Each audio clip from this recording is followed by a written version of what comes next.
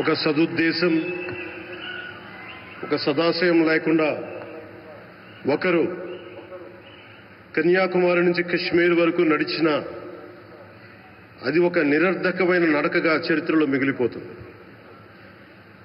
కానీ ఒక సదాశయంతో, ఒక సత్సంకల్పంతో ఇంకొకరు కన్యాకుమారి నుంచి కశ్మీర్ వరకు ప్రజలందరితో మమేకమై వారందరినీ ఏకతాటిపైన నడిపిస్తే అది ఆత్మనిర్భర భారత్ అవుతుంది.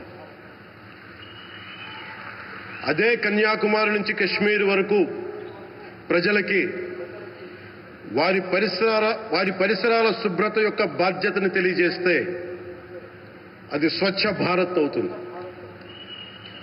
అదే కన్యాకుమారి నుంచి కశ్మీర్ వరకు ప్రజల గుండెల్లో దేశభక్తి, ధైర్య సాహసాలతో నింపితే అది పటిష్టమైన, బలిష్టమైన భారతం అవుతుంది. అది ఒక రోజున అఖండ భారతం అయి తీరుతుంది. ఒక బలమైన భారత్ కోసం, ఒక దృఢమైన దేశం కోసం, జగత్తంతా వసుదైక కుటుంబం అనే భావన కోసం 4.5 దశాబ్దాలుగా పరితపిస్తూ, పరిశ్రమిస్తూ ఆ దారిలో ఎదుర్కొన్న ప్రతి పరాజయాన్ని, పడ్డ ప్రతి అవమానాన్ని నవ్వుతూ స్వీకరిస్తూ, వాటినే విజయాలకి ఇంధనంగా వాడుకుంటూ, దేశాన్ని అభివృద్ధి పథంలో నడిపిస్తూ, భారతదేశాన్ని ప్రపంచంలోనే 3వ బలమైన ఆర్థిక వ్యవస్థగా తీర్చిదిద్దేలా నడిపిస్తున్న మన ప్రియతమ ప్రధాని, మన గౌరవ ప్రధాని శ్రీ నరేంద్ర మోదీ గారికి నా తరపున 5 కోట్ల మంది ఆంధ్రప్రదేశ్ ప్రజల తరపున నా హృదయపూర్వక నమస్కారాలు.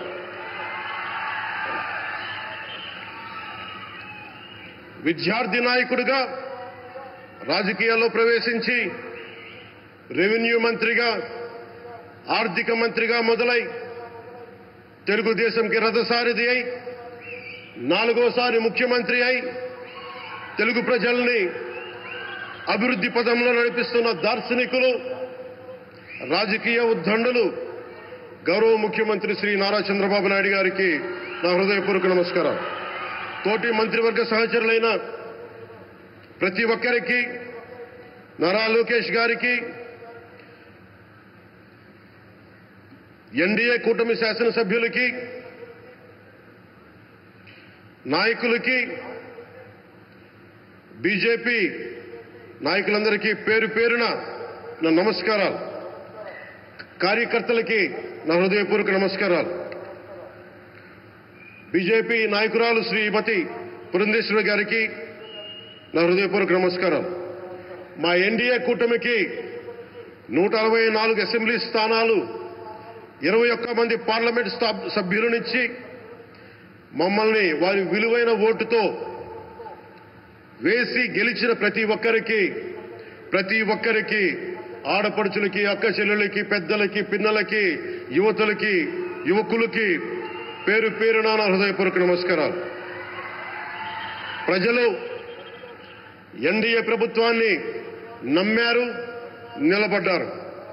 అలా నిలబడినందుకే ఈ రోజున మన గౌరవ ప్రధానమంత్రి గారి సారథ్యంలో ఈ ప్రారంభోత్సవాలు గాని, శంకుస్థాపనలు గాని, అది దక్షిణ కోస్తా రైల్వే జోన్ కావచ్చు, కృష్ణపట్నం ఇండస్ట్రియల్ పార్క్ గాని, గ్రీన్ హైడ్రోజన్ హబ్ గాని, అనకాపల్లి బల్క్ డ్రగ్ పార్క్ కావచ్చు, 6 కొత్త రైల్వే ప్రాజెక్టులు కావచ్చు, వీటన్నిటిని వచ్చే పెట్టుబడి దాదాపు 2,10,000 కోట్ల రూపాయల పెట్టుబడులు, 7.5 లక్షల మందికి ఉపాధి అవకాశాలు. అవినీతితో కూరుకుపోయి ఉపాధి అవకాశాలు లేక, ఉద్యోగ అవకాశాలు లేక విలవిల్లాడుతున్న సమయంలో మీరు నిలబడ్డారు. అందుకే ఈ రోజున ఈ 2 లక్షల పైచిలుకు పెట్టుబడితో 7.5 లక్షల ఉపాధి అవకాశాలు లభించి మనందరికీ ఇచ్చినందుకు మనస్ఫూర్తిగా ప్రధానమంత్రి శ్రీ నరేంద్ర మోదీ గారికి చేతులెత్తి నమస్కరిస్తున్నాం. ఇవి కాకుండా కొత్త హైవేల నిర్మాణం, విస్తరణ, అలాగే అమరావతి రాజధానికి పెట్టుబడులు, పోలవరంకి నిధులు, 15th ఫైనాన్స్ కమిషన్ నిధులు కానీ, జల్ జీవన్ మిషన్ కోసం ప్రతి ఇంటికి నీరు, రక్షిత మంచినీరు రావాలి ఆయన ఆకాంక్ష, ఆయన ఆశయం.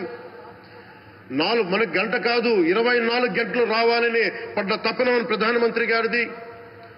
వీటన్నిటికీ చేయగలుగుతున్నాం, ముందు ప్రారంభించామంటే మీరు మా మీద పెట్టిన భరోసా, మా మీద పెట్టిన నమ్మకం, గౌరవ ప్రధానమంత్రి గారి మీద మీరు చూపించిన నమ్మకం. ఈ రోజున అది 2 లక్షల పైచిలకు పెట్టుబడులుగా ఇక్కడికి వచ్చింది. ఎక్కడో మన మారుమూల గ్రామాల్లో 70 సంవత్సరాల పాలనలో గ్రామాలకి రోడ్డు లేదు. ప్రధానమంత్రి సడక్ యోజన కింద ఈ రోజున మనం మారుమూల గిరిజన గ్రామాల్లో కూడా రోడ్లు వేయగలుగుతున్నామంటే దానికి ముందుండి మాకు వెన్నుతట్టి మాకు నిధులు సమకూరుస్తుంది నరేంద్ర మోదీ గారు. భారతం అభివృద్ధి పదంలో ఎందుకు చేశారు ఇవన్నీ అంటే, భారతదేశం అన్ని రాజ్యాలు, అన్ని రాష్ట్రాలు ఏ ఒక్కరు కూడా అభివృద్ధిలో వెనకపడకూడదు. అది మనకి తెలంగాణ కావచ్చు, ఆంధ్రప్రదేశ్ కావచ్చు, ఆంధ్రప్రదేశ్లోని ఉత్తరాంధ్ర, రాయలసీమ, మనకి కోస్తాంధ్ర కావచ్చు, ఎక్కడా కూడా ఏ ప్రాంతం కూడా వెనుకపడకూడదు. అభివృద్ధిలో అందరికీ సమాన వాటా ఉండాలని చెప్పే ఈరోజు ఇన్ని పెట్టుబడులు. ఈ మోదీ గారి సంకల్పానికి, సహకారానికి, ఆయన గైడెన్స్ కి మనస్ఫూర్తిగా నా కృతజ్ఞతలు.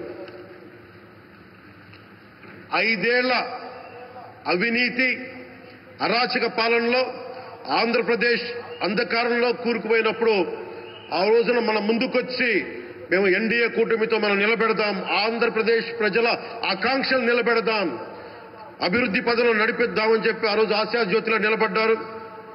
అసలు అభివృద్ధికి ఆస్కారమే లేదు ఆంధ్రాకి అనే స్థితి నుంచి అభివృద్ధి అంటే ఆంధ్రానే అని చెప్పుకునేలా గౌరవ ముఖ్యమంత్రి గారి నాయకత్వం, చంద్రబాబు గారి నాయకత్వంలో, ప్రధానమంత్రి గారి నిర్దేశకత్వంలో, వారి సూచనలతో సహకారంతో కేబినెట్ కానీ, మంత్రివర్గ సహచరులు కానీ, ఎన్డీఏ కూటమి ఎమ్మెల్యేలు కానీ, మేమందరం కార్యకర్తలు అందరం కష్టపడతాం. అహిర్నిశలు రేయం భవళ్లు కష్టపడతాం. దేశ ప్రగతిలో భాగస్వామ్యులవుతాం. మేము ప్రధానమంత్రి గారికి అండగా ఉంటామని తెలియజేసుకుంటూ, ఆంధ్రప్రదేశ్లో ఉన్న ఆంధ్రాకి వెలుగుతో నింపుతున్న మీ నిండు హృదయానికి నా హృదయపూర్వక కృతజ్ఞతలు తెలియజేసుకుంటున్నాను. మరోమారు మీ అందరికీ ధన్యవాదాలు తెలుపుకుంటూ, నమ్మకం పెట్టారు. మీరు పెట్టిన నమ్మకానికి ఈ రోజున 2 లక్షల పైచిలకు పెట్టుబడులు తీసుకొచ్చాం. ప్రధానమంత్రి గారు ఉండటం వల్ల, సమర్థవంతులైన చంద్రబాబు గారు ఉండటం వల్ల మేమందరం నేర్చుకోవడానికి, పనిచేయడానికి సంసిద్ధంగా ఉన్నాం. సో మీరందరూ ఇదే సహకారం ఇవ్వాలని మనస్ఫూర్తిగా కోరుకుంటూ, ఆ భగవంతుడు, ఆ లక్ష్మీ నరసింహుడు ఈ దేశాన్ని మరింత ప్రగతి పదంలో నడిపించేలా గౌరవ ప్రధానమంత్రి శ్రీ నరేంద్ర మోదీ గారికి దీర్ఘాయుష్ ఇవ్వాలి, ఆరోగ్యం ఇవ్వాలని మనస్ఫూర్తిగా కోరుకుంటూ, ఆ లక్ష్మీ నరసింహుడిని వేడుకుంటూ సెలవు తీసుకున్నాను. జై భారత్, జై హింద్.